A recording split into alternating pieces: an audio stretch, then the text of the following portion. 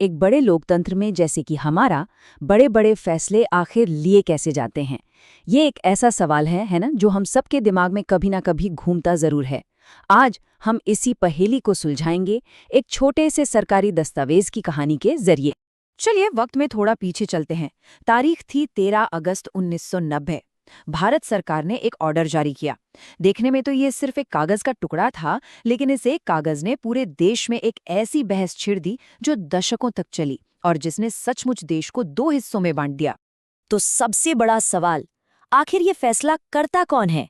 ये कहानी हमें ठीक यही दिखाती है कि एक लोकतंत्र के अंदर पावर यानी सत्ता असल में काम कैसे करती है। चलिए इस दिलचस्प कहानी में और गहरा उतरते हैं। तो इस मेमो में ऐसा क्या था? इसमें सीधी सी बात कही गई थी कि सरकारी नौकरियों में 27% सीटें सामाजिक और शैक्षिक रूप से पिछड़े वर्गों के लिए आरक्षित होंगी। अब ये एक बहुत बड़ा पॉलिसी डिसीजन था और इसके आते ही पूरे देश में जबरदस्त विरोध प्रदर्शन और बहस शुरू हो गई। इस पूरे विवाद, पूरी कहानी के सेंटर में था सिर्फ ये एक नंबर, 27%। इस एक आंकड़े ने देश की राजनीति को हमेशा हमेशा के लिए बदल के रख दिया। लेकिन ये फैसला अचानक से तो नहीं आया होगा, है ना? ऐसा नहीं था कि कोई एक सुबह उठा और उसने ये फैसला ले लिया। नहीं, इसके पीछे एक बहुत लंबा राजनीतिक सफर था। तो चलिए कहानी में थोड़ा और पीछे चलते हैं और इसकी जड़ें तलाशते हैं। देखिए, ये पूरी प्रक्रिया शुरू हुई थी 1979 में मंडल कमीशन के बनने के साथ।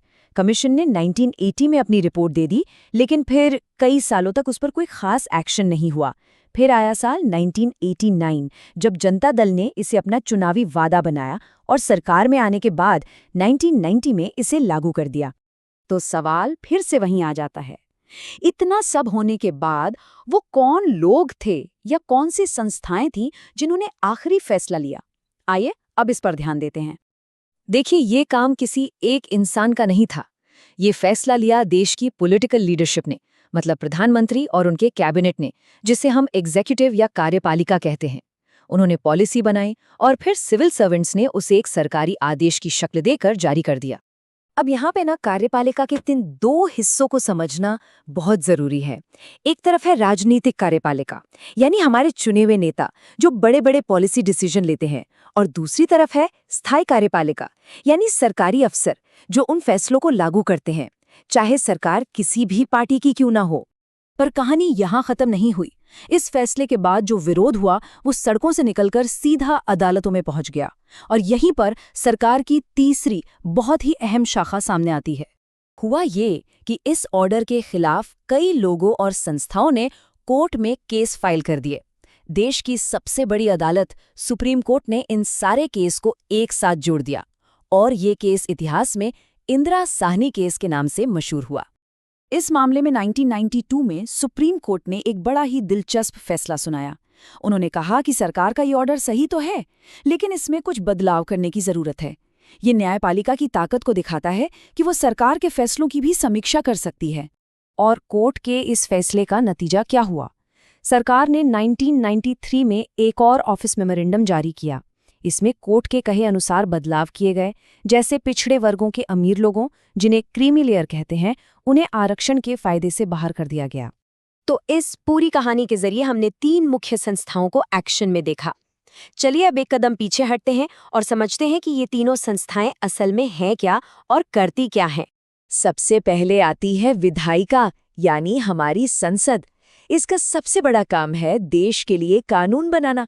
हमारी कहानी में भी मंडल कमीशन की रिपोर्ट पर संसद में सालों तक बहस हुई और उसी ने इस फैसले के लिए जमीन तैयार की। अच्छा, तो संसद में कानून बनता कैसे है? इसका एक पूरा प्रोसेस है।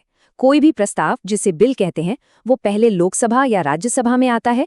वहां पास होने के बाद दूसरे हाउस में जाता है। जब दोनों हाउस से पास हो जाता है, तब वो राष्ट्रपति के पास जाता है, और उनके साइन के बाद ही वो बिल एक कानून बनता है। दूसरी संस्था है कार्यपालिका, यानी सरकार। इनका काम है संसद से पास हुए कानूनों और नीतियों को जमीन पर उतारना, उन्हें लागू करना। हमारी कहानी में 27% आरक्षण को लागू करने का फैसला इसी कार्यपालिका ने लिया था। और फिर आती है तीसरी और बहुत ही ताकतवर संस्था, न्यायपालिका यानी हमारी अदालतें। ये एक आज़ाद संस्था है जिसका काम विवादों को सुलझाना है और ये देखना है कि देश में सब कुछ संविधान के हिसाब से चल रहा है या नहीं। तो अब सवाल ये उठता है कि इन 3 अलग-अलग संस्थाओं की ज़रूरत ही क्यों है? ये इतनी ज़रूरी क्यों है और ये आपस में कैसे काम करती हैं? वजह है एक बहुत ही शानदार सिस्टम जिसे कहते हैं चेक्स एंड बैलेंसेस। आसान भाषा में इसका मतलब है कि किसी भी एक संस्था के पास सारी की सारी पावर नहीं होती, हर कोई एक दूसरे पर नजर रखता है। हमारी कहानी इसका एक परफेक्ट एग्जाम्पल है। सोच कर देखिए, विधायिका यानी संसद ने सालों तक बहस की, कार्यपालिका यानी सरकार ने फैसला लिया और फिर न्यायपालिका यानी सुप्रीम कोर्ट ने उस फैसले को परखा। हर संस्था ने दूसरे के काम को कंट्रोल भी किया और प्रभावित भी। तो इससे एक बात बिल्कुल साफ हो जाती है, लोकतंत्र एक प्रोसेस है, कोई एक घटना नहीं। हाँ, ये प्रोसेस कभी-कभी बहुत धीमा और टकराव वाला लग सकता है, लेकिन इसे बनाया ही इसलिए गया है ताकि बड़े फैसले कोई एक इंसान अपनी मर्जी से ना ले पाए, बल्कि वो एक पूरे सिस्टम से गुजर कर लिए जाएं।